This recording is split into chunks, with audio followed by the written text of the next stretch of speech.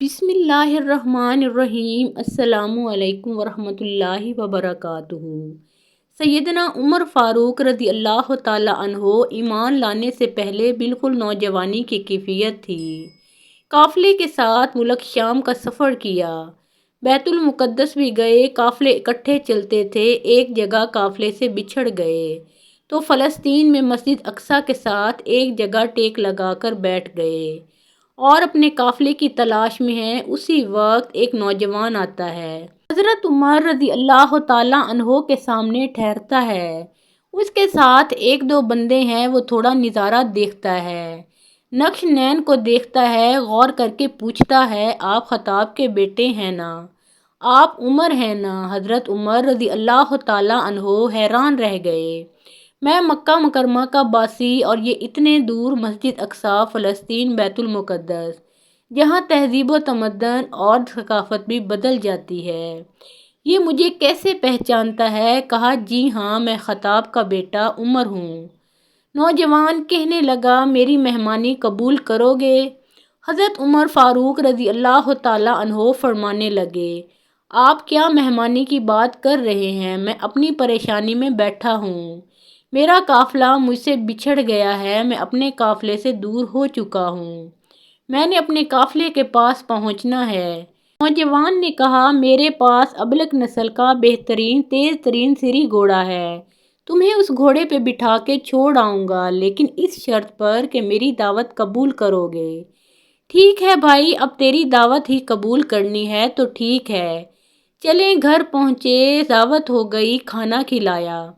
اس کے بعد جو اس زمانے کی دستاویز لکھی جاتی تھیں وہ اٹھا کے لایا اور کہا، یہاں ایک بات تو لکھ دو، جب تو اس علاقے کا حکمران بنے گا تو میری زمین پر ٹیکس نہیں لگائے گا۔ حضرت عمر فاروق رضی اللہ تعالیٰ عنہ فرمانے لگے، کیا مذاق کرتا ہے؟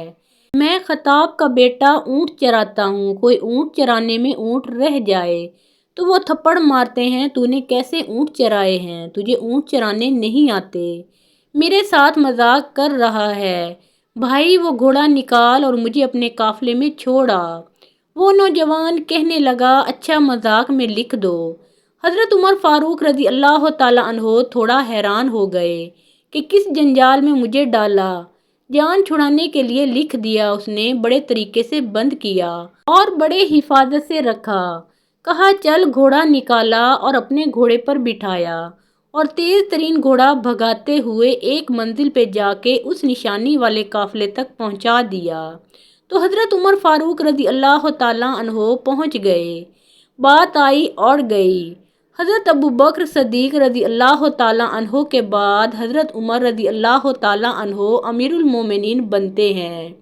22 لاکھ مربع میل پر اسلامی پرچم لہرا رہا ہے، لیکن بیت المقدس کا فتح ہونا ابھی باقی ہے۔ بیت المقدس فوجیں پہنچی ہیں، جنگ کے بجائے۔ وہاں کے پادریوں نے کہا کہ اگر لڑائی کی بجائے امن میں ہم ایک دوسرے کو کچھ سمجھا لیں۔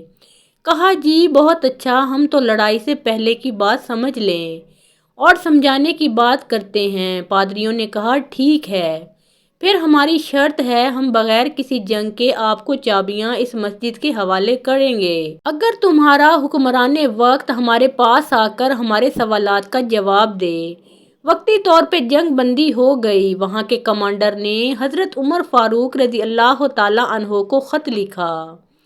حضرت عمر فاروق رضی اللہ تعالیٰ عنہ اپنے غلام اسلم کو ساتھ لے کر چل پڑے اور یہ بات طے ہو گئی کہ اتنا میٹر، اتنا کلومیٹر کا سفر میں نے کرنا ہے، آپ نے مہار پکڑنی ہے، پھر میں نے مہار پکڑنی ہے اور آپ نے سواری کرنی ہے۔ ایسے ہی معاملہ چلا حتیٰ کہ وہاں پہنچے۔ جب وہاں پہنچے تو اتفاق یہ ہوا کہ حضرت عمر فاروق رضی اللہ تعالیٰ عنہ کی باری تھی مہار پکڑنے کی۔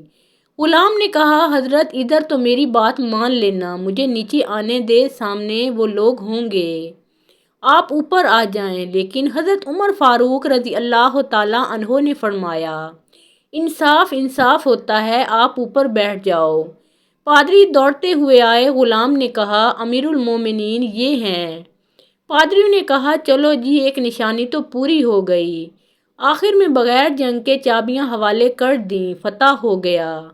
حضرت عمر فاروق رضی اللہ تعالیٰ عنہ اس جگہ بیٹھ کر سوچ رہے تھے، یہاں پہلے بھی کئی بار آیا ہوں اور اسی دیوار سے اتفاقاً ٹیک لگائی تھی جہاں ایک زمانے میں یہ واقعہ پیش آیا تھا۔ دیکھا کہ کچھ بندوں کے کندھوں کے سہارے ایک بوڑھا آ رہا ہے اور آتے ہوئے حضرت عمر فاروق رضی اللہ تعالیٰ عنہ کے سامنے یوں ٹھہرتا ہے جیسے اس وقت ٹھہرا تھا۔ ابھی نظروں میں اندر دماغ میں بات چل رہی ہے کہ ایک دوسرے کو کہیں دیکھا ہے، ایک دوسرے سے کہیں جان پہچان ہوئی ہے، کوئی شناسائی ہے، وہ شخص وہی سوال کرتے ہیں، آپ عمر ہیں نا؟ یہ آواز بھی حضرت عمر فاروق رضی اللہ تعالیٰ عنہ کے ذہن میں کسی زمانے میں گونجی تھی۔ آپ خطاب کے بیٹے ہیں نا؟ حضرت عمر رضی اللہ تعالیٰ عنہ فرمانے لگے، ہاں میں خطاب کا بیٹا عمر ہوں۔ وہ شخص وہی دستاویزات سامنے رکھ دیتا ہے جو اس زمانے کی تھیں۔ حضرت عمر رضی اللہ تعالیٰ عنہ نے اللہ اکبر کہا۔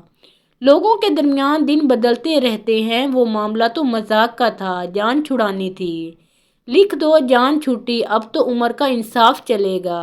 اس کے کوڑے پہ مدینے کی زمین کا زلزلہ رکھتا ہے، یہ کیسے ناانصافی کرے گا؟ اور جس کی آواز سارہ رضی اللہ تعالیٰ عنہا تک ہوا لے جاتی ہے، جس کے ایک خط پہ دریائے نیل چلتا ہے اور قیامت تک چلتا رہے گا، جس کی چادر کے ڈر سے ہرا کی آگ بجھ جاتی ہے، یہاں ناانصافی کا تصور، اور وہ کہہ رہا ہے وعدہ پورا کرو۔ صحابہ رضی اللہ تعالیٰ عنہ کے شورا میں بات رکھی گئی، کہا امیر المومنین وعدہ کو وفا کیا، فیصلہ ہوا، ادھر وعدے کی وفا کی بات ہوئی ہے اور ادھر بوڑھا جیسے انتظار میں ہو۔ کہا جی مجھے کلمہ پڑھا لیں اور یہ ساری زمین جو آپ نے میرے لیے معاف کی ہے یہ اسلام کے حوالے کرتا ہوں۔ حضرت عمر فاروق رضی اللہ تعالیٰ عنہ نے کہا بڑے میاں معاملہ کیا ہے؟ یہ سب تو نے کیسے کہا تھا؟ بوڑھے نے کہا میں نے انجیل اور توریت کو پڑھا ہوا ہے۔ توریت و انجیل میں رب نے بتایا کہ آخری نبی صلی اللہ علیہ وآلہ وسلم آئیں گے، وہ ایسے ہوں گے اور ان کے ساتھی ایسے ہوں گے۔